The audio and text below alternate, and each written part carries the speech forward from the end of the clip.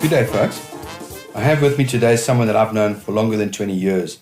Initially as a client, then as a mentor and an executive coach, and over time has become a great personal and family friend. I've learned many valuable lessons from him over the years, and he has the incredible ability to listen to people's problems, cut to the bones of the problem, and then assist the individual in finding a workable solution. He's not only a very experienced executive businessman, he's a great leader, and without a doubt, one of the wisest individuals that I've had the pleasure of working with. Mr. Pead, it is indeed a privilege to be chatting with you. Welcome. Thank you, Jack. After that introduction, I can hardly wait to hear myself. Derek, you currently serve on a number of boards, and you're also the president of your local Rotary Club. I was intrigued to hear that at your age, you're launching a podcast series, Not Just Business. Certainly creates food for thought. Yes. Where did your idea come from? A very good friend of mine, she's much younger than me, also a member of our club and a previous president. She said to me once she doesn't watch Netflix anymore. Sorry, Netflix. She listens to podcasts. I said, okay, why? She says, well, it's easier. I can cook, I can just walk around the house, I can do anything, I can go to the gym, I can jog, whatever, and I can listen to these podcasts. And I can drive in my car, of course, and listen to it. So I thought, well, that's interesting. But I didn't pay too much attention to it. I thought that was interesting. Actually, as a result of that, I did start listening to a few podcasts myself. One of them was True Crime South Africa. So Nicole Engelbrecht out there, thank you. You were part of the inspiration for this. Then one of my mentees, and I have a few entrepreneurs that I mentor, she said to me, you know a lot of stuff. Why don't you put her on a podcast? Now, she's also very young in comparison to you and me. And I thought, okay, there must be something to this. So I started researching podcasting. First of all, I read the book, Podcasting for Dummies. About 20 pages into the book, I realized I'm not even actually a dummy yet. There's a lot to learn, and it's been a steep learning curve for the last 2 or 3 months. Also realized another 2 things from mentoring people and being a coach over the years. Nobody actually needs help with the technical aspects of their job. I've mentored accountants and actuaries and doctors. They never asked me anything about being a doctor or being an actuary or being an accountant. But almost all of them have problems with the soft skills, the so-called soft skills, And we'll get to those later. And of course, I've been, as you know, I've been CEO and I've been top management and director of many companies for many years. And in fact, I still am. So I've met a lot of interesting people along the way from all walks of life. And all those people have good stories to tell. And then, of course, the main thing is that most people don't get trained in this stuff anymore. Corporations don't do as much training as they used to because they don't expect to keep employees for long. Entrepreneurs, which is a large part of my audience, they don't get any training at all. They're just too busy trying to, put bread on the table and make sure the next paycheck is covered. So there's a lot that people can learn from me and especially from my guests who will be from all walks of life. People who have made it, coaches, consultants, mentors, all kinds of people who can add value. So that's what I decided to do. I'll start a podcast. I will have a few episodes where I teach a little bit myself, but they'll generally be shorter ones. And then there'll be others most of them will be with interviews with people that can add a lot of value to the lives of people who I hope will listen to the podcast and take action on what they hear. What format is this program going to take, Derek? Well, it's going to be mainly interviews. And of course, as you know, it's a podcast. It's not a webcast, it's audio. So people can listen to it anywhere. It's going to be, as I said, interviews with consultants, entrepreneurs mainly, mentors, coaches, all kinds of people that I've come across, and I know most of them. And there will be some that I don't know that well. They'll come in because I've actually done a few interviews already, and everybody says you should also interview that one and this one and this one. So, and of course, I can't interview everybody, but there are some that I specifically have on my target list. And then, I've got a lot of stuff to teach myself.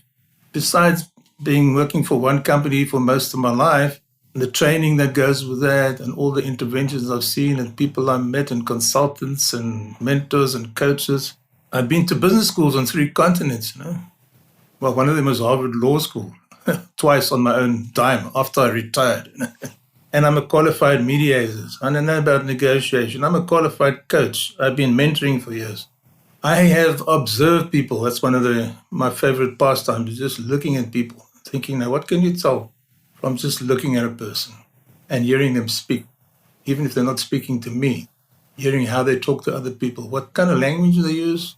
I'm not talking good or bad language or F words or anything like that. Just how do they express themselves?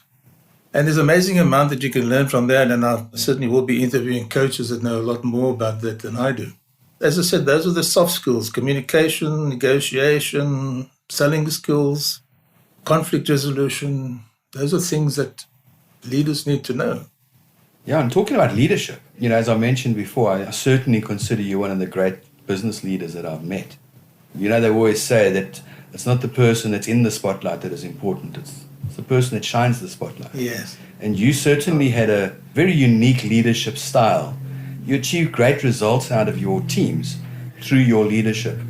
What do you think young leaders today need to learn about effective leadership, obviously? I think, first of all, the title of this series of podcasts and the punchline is, it's not just business, it's about the people. Bearing in mind that if you want to get something done, you need to do it through people. Otherwise, you've got to do it yourself. And you have to have the right kind of people with the right attitude, the right skills, the right knowledge. So what I would recommend people do is ask good questions. That's the most important skill you can learn as a leader. Ask good questions and listen to the answers. So you don't need to know all the answers? Absolutely not.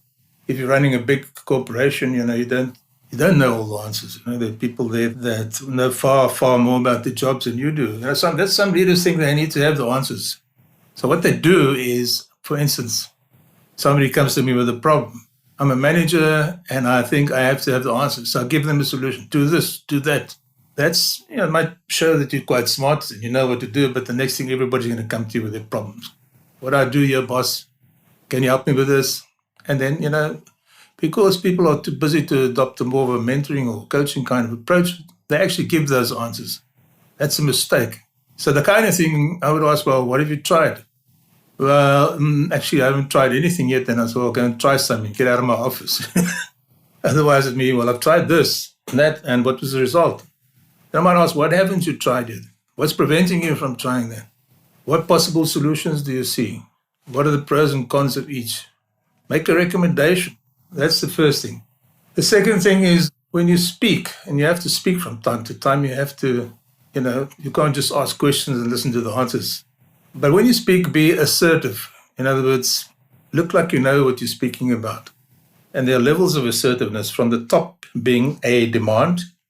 I demand that you do this, or say it in a way that sounds aggressive. That's not assertiveness, by the way. That is just aggressiveness, and it doesn't work. At the lower level, you might be really wishy-washy, like, perhaps don't you think you could possibly blah, blah, blah, do that? So that's the low end of assertiveness. Somewhere in between are the productive, assertive behaviors of good leaders. That's asking good questions, making proposals, making suggestions. That's the level where you should operate. So if you don't know enough about the problem, ask some questions. When you do, make a suggestion or make a proposal. That's what assertive leaders do. They don't give you the answers. They might, make proposals as to what to do next. Anyway, so we'll cover that in another episode, because that's very important. How do you speak assertively and how do you ask good questions? I don't want to get ahead of myself here. And then all of this, what you're really doing, and I think that's a punchline which I heard at Harvard Law School, is what you're trying to do as a leader is you're trying to manage the tension between empathy and assertiveness. And there is a tension between the two, because it almost feels like you can't do both, but you can. You can be empathetic and you can be assertive. Empathy means I understand where you're coming from. I hear you, blah, blah, blah. I've listened to you carefully. I may not agree. I may not agree at all. In fact, it might be the furthest, but I've listened and I've shown you the respect of listening to you. Assertiveness means I respond to that. And as I said, there's a level that you should respond at if you want to sound assertive. So managing the tension between empathy and assertiveness is something that a good leader should do. I'm certainly going to look forward to that particular episode. One of the great quotes that I remember from John Maxwell is that, if you think you're leading, and there's nobody following, you're just taking a walk. I think, there's a lot of people that try and teach leadership skills. Uh-huh. I think it lends itself more to coaching and mentoring than actual training. Yes. Can we talk a little bit about your coaching career? Yeah. One of the things I did when actually even before I retired full-time from my CEO job at a life insurance company, I went on a coaching program. It was a year and a half at a graduate school of business. It was very interesting, different to what I thought. I thought coaches confused the two, coaching and mentoring. Coaches sort of help people come to their own solutions. Mentors sort of do a little bit of coaching, but they're also giving advice and training, which coaches don't generally do. So if I can put it simply, coaching is a relationship of equals, whereas mentoring is more like a relationship of master and pupil. And the lines are getting blurred between coaching and mentoring. They always have been, I suppose. And also between consulting and counseling. So one must be very wary of what sort of line you're traveling when you are coaching. Some coaches, unfortunately, try to be counselors. I try to psychoanalyze people. I think that's a huge mistake. I had the good fortune of being trained by one of the best coaches in the world, James Flaherty from San Francisco. He was actually our program leader. And he said something which still stuck by me. He says, if somebody comes to remove a pimple on their face, don't go slashing around in the stomach with a scalpel. So that still happens. Unfortunately, coaching is still an industry, although I know a few very, very good coaches that are really professional. I'd like to just intervene there for a second, because we had a long experience where you were my coach and to an extent my mentor as well in a lot of circumstances. But one of the things that sticks in my mind is that we decided that I should have an exercise program. And you knew, I think, that there was no ways I was going to go into a regimented exercise program. So you suggested that we should walk for 45 minutes every morning and we can have our coaching session while we were walking. We did that and it really, really worked well. And I got the exercise. And so did I. So again, equals. Your approach to coaching certainly is different. Well, I don't know how different it is. A lot of coaches are now not concentrating, but realize fully that, there are three things that are obviously exercise is important. You've got to take care of yourself in the 4 domains of relationships. And that's actually the 5th one, but physical, mental, spiritual, and emotional, and then also your relationships. Those are the 5 things you've got to take care of in your life. That's before you start doing the other work. Obviously, healthy people tend to do better in business. If you look after your health, you breathe easier, you're more grounded, all kinds of things, that the benefits of that translate into being more effective in business. I haven't always practiced what I preached, but when I do, it works. So I keep on doing when I tell companies when they're going wrong, and everything seems to be going wrong. It's like with your golf swing, my golf swing goes wrong often. Get back to basics, slow down, keep your body a little stiller, don't sway so wildly. That's basic things that you need to do to hit the golf ball. And it's the same in business. When things aren't working, remember the basics. And the basics of any business, whether it's a coffee shop or a multinational company. As a leader, you've got 3 jobs. Get new customers, keep and grow existing customers, and manage your expenses. So those are the basics of the business. Just bear in mind that I call it Pead theorem. I have no proof for this whatsoever, but whatever you do to improve one of those in isolation negatively affects both of the others. So manage them in harmony, play them as an orchestra. You don't just concentrate on one instrument. Anyway, so here ended the lesson on coaching. So coaching, I have coached many people. I've coached people from government. I've coached the head of hospitals. I've coached entrepreneurs and executives. And I remember once coaching the head of a large hospital, large hospital, about 5,500 people working there. And when I walked into his office, I was assigned to him as a coach. It wasn't something that he requested. I could see the body language when I walked in that he wasn't looking forward to this shit. And anyway, we built up a relationship, and the program lasted about 6 months. And afterwards he said to me, I want to tell you, the first time you walked into my office, I thought, who the hell is this guy? What does he know? He's got no medical experience other than if he was ill in his life before. What can he teach me? And he says, but I want to tell you, after 6 months, It's been the best thing that's ever happened to me. That's generally the action you get. It's not because of what I do, it's because of the process, because of what we taught, how we taught to deal with people. But yeah, coaching can be a wonderful intervention. I wish I had a coach when I was younger.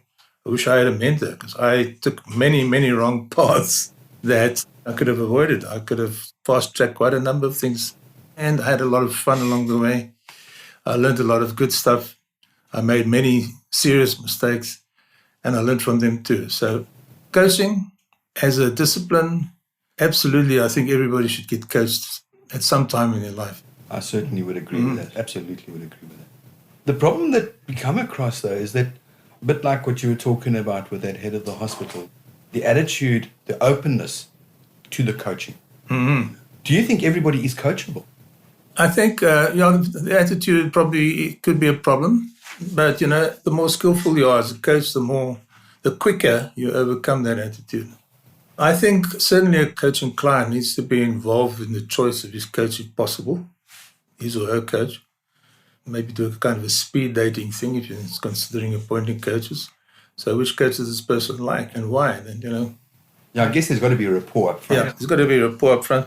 And if you're choosing a mentor, which is a similar but different discipline, if you're choosing a mentor, don't choose somebody like yourself. You don't want a person who thinks exactly like you, otherwise you're not going to learn much. That's the next thing I wanted to talk about was mentorship. Because as I mentioned, you not only coached me, but you also mentored me a lot.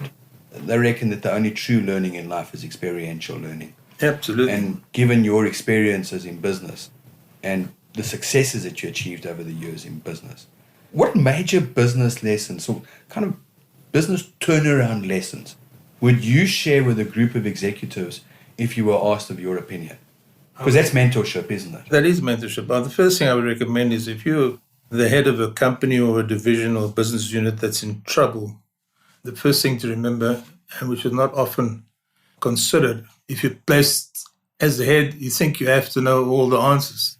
I'm here because of my expertise. I've got to fix this problem. The first lesson I would say that you have to learn is that 90% or more of everything you need to know to dramatically turn this business around lives in the heads of the people already working there. So your job is to get it out of their heads. And the way I would suggest it is you have a strategy session or just a workshop with all interested parties and get a professional facilitator. One of my podcasts is an interview with a really good facilitator, and I suggest you listen to that before appointing somebody. Facilitator will get the answers that you need if you ask the right questions, and he will help you to formulate those questions. But the lesson is you actually have got almost everything you need to do to fix this business. The rest is you bring along as your expertise, your proposals, your suggestions. That's your assertive part of being the boss and fixing the problem. And then, as I mentioned earlier, the second thing to remember is when in doubt, when you don't know what the hell to do, get back to basics. It's surprising how few people know the basics. I mean, if you ask somebody in supervisor level or lower, who pays your salary, then they will say, well, the HR department or people services or whatever they call them nowadays. And who pays them? Well, I suppose they pay themselves. Where does the money come from? Well, it comes out of the company's accounts. And where does that money come from? Oh, from customers. Business would be great without customers. So the customer actually pays our salaries. Well, yes, the penny dropped. So get back to basics, And I've used sort of catchphrases like if you're not serving the customer, you better be serving someone who is. Otherwise, your job is maybe not that relevant, And when business is tough? That's what you do when business is tough. If things are going wrong, get back to basics. When business is tough, and I remember I had experience of that, I was put in charge of a company which I knew there were problems. I had no idea the extent of the problems. I mean, it was an absolute mess. And the first thing that was wrong was that the management information was non-existent or contradictory. Either there was no information on the topic or there were too many pieces of information on the same topic and they're all different. It was chaos. You got to know who you are before you can go forward. Second thing I remember is, well, I always say it doesn't matter how you got there. Where you are now, as you're fond of saying, it is what it is. What you have to do is determine what you're going to do, the direction you're going in, and what pace you're going to go. That's the only thing that really matters. what direction are you going in and what pace? You can't do anything about the past. I mean, you just got there. One of the things about being in charge of a listed company is that people feel you have to manage the business sometimes to please the institutional investors.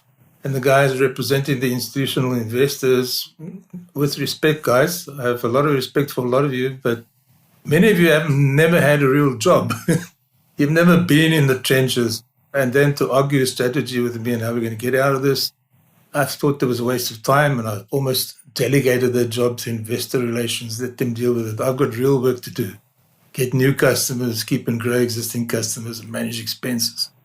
I cover another topic in one of my podcasts, which we'll get to, is the use of consultants, when to use them, how to choose them, and when not to use them. I loved one of your quotes years back when you said that, we bring the experts in to help us and then we tell them what to do. Yes, isn't that strange? I've seen that, people arguing with the advertising agency. In fact, I've been involved with a company where the advertising agency resigned because the top management didn't like the adverts, and the top management weren't in the target market by any stretch of the imagination. And they were telling them, I don't like this, I don't like this TV ad. Out of frustration, they resigned. I've never heard of that before, but and they obviously were paying the agency top dollar for good advice, good adverts, but because the management who weren't in the target market didn't like it. One of the things that I've always admired about you is your need to learn. Since I've known you, you're constantly studying something new and doing something new.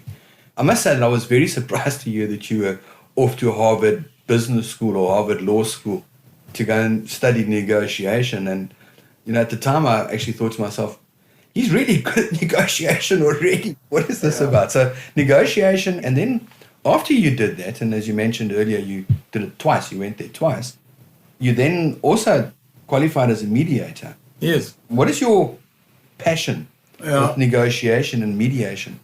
I suppose I've always been interested in, especially negotiation. I read a couple of books way back in my middle management days, and I negotiated a few deals based on what I'd read there. And I was very chuffed with myself. And I realized this stuff worked. And that was mostly the stuff, I think the first book was Getting to Yes by William Ury and Roger Fisher, I think. This book was fascinating. And I recommend if you want to learn about negotiation, just read that book. It'll teach you 70% of what you need to know. And for most people, it's more than enough for any negotiation they're going to be involved in. And then, of course, when I retired and I thought I need to expand on my hobbies, and I thought, well, why not learn a bit more about negotiation? And so I said to my wife, do you mind if I spend some of my pension? And she said, what are you going to do? I said, I'm going to go to Harvard Law School. She said, what? Anyway, we agreed. It was a bit of a negotiation. So off I went. I mean, I loved it. So I was there for these courses aren't long, but it's experiential learning. And let's face it, Harvard's got a reputation. The lecturers are all world-class, and they've all played the game. They've done the negotiations. One of the guys, they've been involved in $100 billion worth of deals already. And they're good lecturers. That people say, but that's not a long time. It's just like a week. I say, you must realize that when you go to Harvard Law School, it's like drinking water from a fire hose. It's just so much, and it's intense.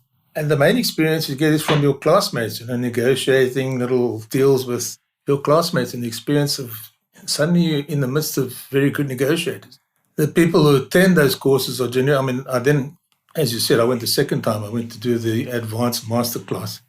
And I had to talk my way into that because it was serious competition. We had a couple of senators in the class and a Supreme Court judge. I went to sit down and I spoke to this humble-looking individual. He seemed to be a bit lonely, so I started chatting to him. I asked him, what do you do? So he says, well, I run a 7-Eleven, I thought he said a 7-Eleven. So I said, you run a store? He says, no, well, I run many stores. I said, oh, really? Yeah, how many? He says, 50,000.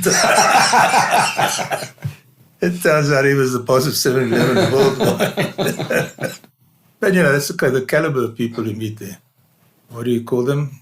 First Nation, they've changed the names, politically correct names. Native Americans, referred to as Red Indians in the old days. Not politically correct anymore. But I met a guy who is one of those. In fact, he invited me to his wedding. Unfortunately, I couldn't go. It was a real tribal wedding in a reservation. He's a spokesperson for a whole lot of these reservations, and he negotiates mineral rights and water rights and for people who want to, because they have the say in those areas. So fascinating people these get to meet. There's quite a thrill in doing a deal. I mean, you should know this very well. I know you're pretty damn good negotiator yourself. Just to add on to that, mediation, of course, is similar but different. A mediator tries to facilitate an agreement between two parties. So he or she doesn't necessarily give advice to any of the parties. They would hopefully come to an agreement which works for both of them with the help of the facilitator, who's what we call a mediator. Although there are different levels of mediation, some of them actually do get involved. If I can use a simple example of Johnny and Mary and the orange. They both wanted the orange. They were screaming and fighting over it. The teacher cut it in half. They got half. What she could have done is she'd asked a question. Mary should have said, I need the peels to decorate a cake. And Johnny said, I'm hungry. I haven't had breakfast. So they could have both got everything they want. Now, those deals, if, for instance, you were mediating two parties and they decided to cut the oranges in half, but having questioned both sides, you would have discovered that the interests were different. You might say, well, guys, why don't you just peel the damn orange?